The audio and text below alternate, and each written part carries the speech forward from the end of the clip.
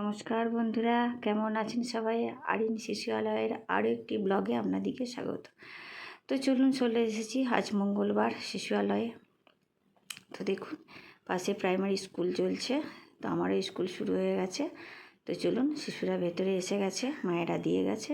তো চলুন যাই ভেতরে। এই যে দেখুন, এই যে একটি বাচ্চা 1 বছরের, ওর গার্জেন টিফিন দিতে এসেছে, তো ও চলে এসেছে ভেতরে। ও একদম যাবে না, ওকে কিছুতেই আমি বাড়ি পাঠাতে পারবো না। তো দেখুন কি সুন্দর খেলা করছে, মুখটা কত সুন্দর হাসি হাসি মুখ, মনে মনে খুব আনন্দ ফুর্তি। তো চলুন এরপর আমি বাচ্চাদের কাছে যাই। তো এরপর দেখুন আমি একটু বসে গেছি, মানে শব্দের ছড়াগুলো করতে, কোন শব্দ কিভাবে বাজে। অন্যদিন ওরা নিজেরাই করে, কিন্তু আজকে আমি ওদের সাথে বসেছি। তো দেখুন করছে ওরা, এইভাবে কি হয়, কোন শব্দ কিভাবে বাজে, ওরা নিজেরা কিন্তু বলতে শেখে, বুঝতে শেখে।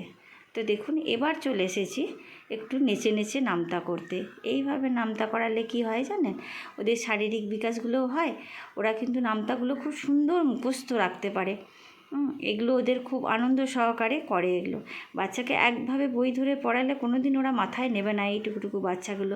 আমি যদি এইভাবে করাই দেখেছি, ওরা এইভাবে খুব সুন্দর নামতাগুলো শেখে বা করে। তো ওদের ভালোও লাগে, দেখুন কত সুন্দর সব হাসি হাসি মুখ, মনে কোনো জড়তা নাই।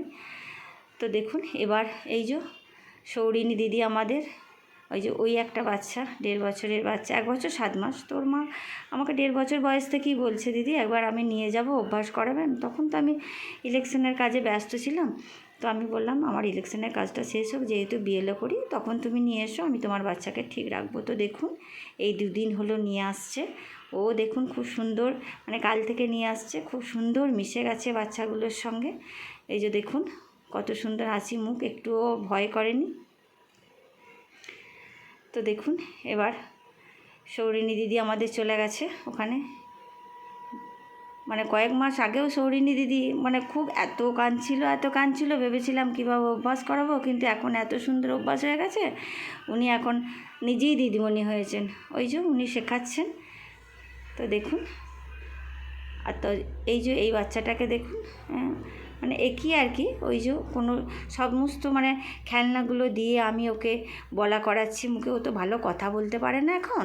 তো দেখুন এইভাবে ওকে আমি মুখের ভাষাটা শেখাচ্ছি। তার সাথে সাথে আমার এই বড় বাচ্চাগুলোও আছে, ওরাও বলছে। ওদের শুনে শুনে ওই বাচ্চাটা কিন্তু মুখের ভাষাটা বলতে শিখছে, কথা বলতে শিখছে। এইভাবেই বাচ্চাদিকে কথা বলানো হয়।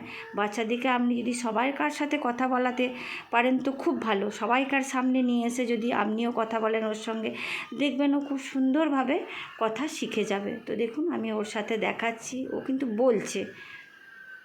দেখুন এই যে এইগুলো হচ্ছে মোবাইল খেলনা, এগুলো সামনেও এক পেছনেও, মানে 1-2 দিকে সমানভাবে করা আছে।